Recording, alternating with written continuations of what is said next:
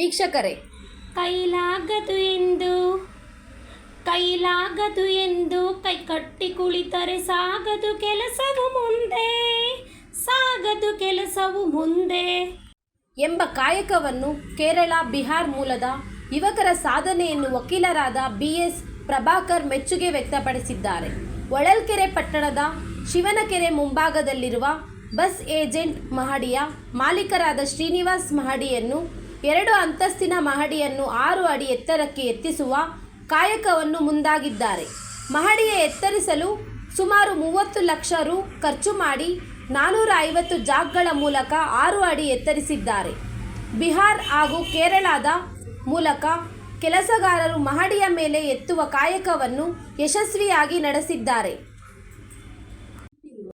ಮಹಡಿ ಮೇಲೆ ಎತ್ತುವ ಕಾಯಕವನ್ನು ನೋಡಲು ಜನಸಾಗರವೇ ಹರಿದು ಬರುತ್ತಿದ್ದು, ಇದೊಂದು ವಿಸ್ಮಯ ಎಂದು ಜನರ ಮಾತಾಗಿದೆ. Bureau report, ರಾಷ್ಟ್ರಧ್ವನಿ news Kannada.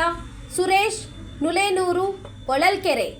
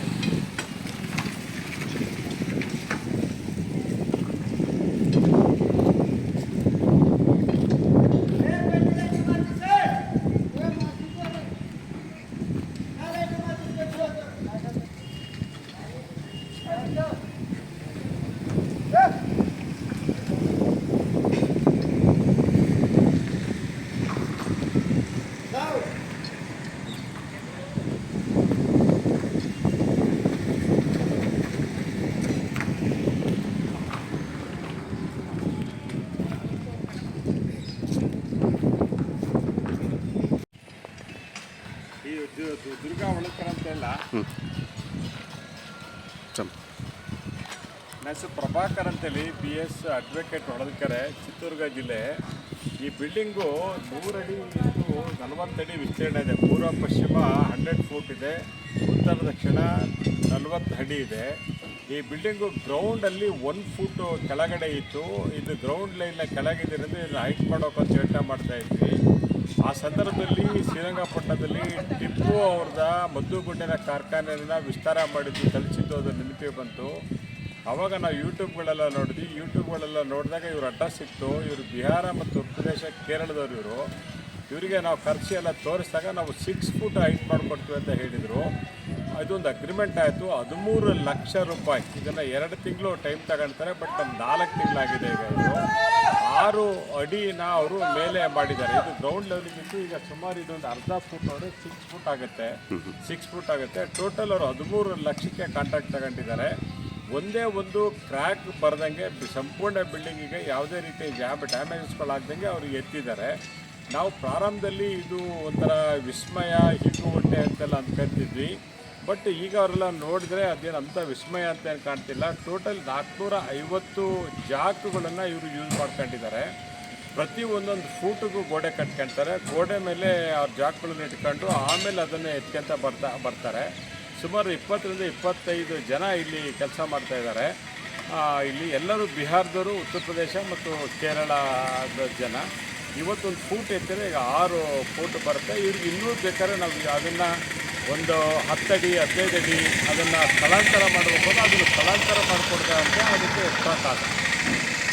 ಎಷ್ಟು ಜನ ಲೇಬರ್ ಇರ್ತಾರೆ? ಸುಮಾರು ಒಂದು 25-30 ಜನ ಲೇಬರ್ಸ್ ಇದೆ.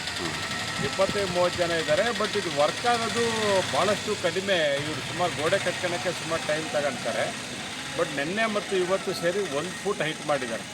ಒಂದು 2 ದಿವಸಕ್ಕೆ 1 ಫೂಟ್ ಎತ್ತುತ್ತಾರೆ. ಬಟ್ ಅದಕ್ಕೆ ಮುಂಚೆ ಅವರೊಂದಷ್ಟು ಕೆಲಸಗಳನ್ನು ಮಾಡಿಕೆ ಗೋಡೆ ಕಟ್ಕೊಳ್ಳೋದು ಅವನ್ನೆಲ್ಲ ಮಾಡ್ಕೊತಾರೆ. ಇದು ಜಾಕ್ಗಳು ನೆಡೋಕ್ಕೆ ಅವನ್ನೆಲ್ಲ ನೋಡ್ರಿ, ಅವೆಲ್ಲ 1 ಫೂಟ್, 1/2 ಫೂಟ್ ಆದ ತಕ್ಷಣ ಮತ್ತು ಗೋಡೆ 1 ಫೂಟ್ ಆದ ತಕ್ಷಣ ಗೋಡೆ ಕಟ್ಕೊತಾರೆ. ಈಗ ಭಾಳ ಈಸಿಯಾಗಿ ಎತ್ತಿದ್ದಾರೆ. ಇದನ್ನು ನಾವು ನಂಬೋದು, ಬಟ್ ಕಾಸ್ಟ್ಲಿ ಆದ್ರೂ ವರ್ತ್.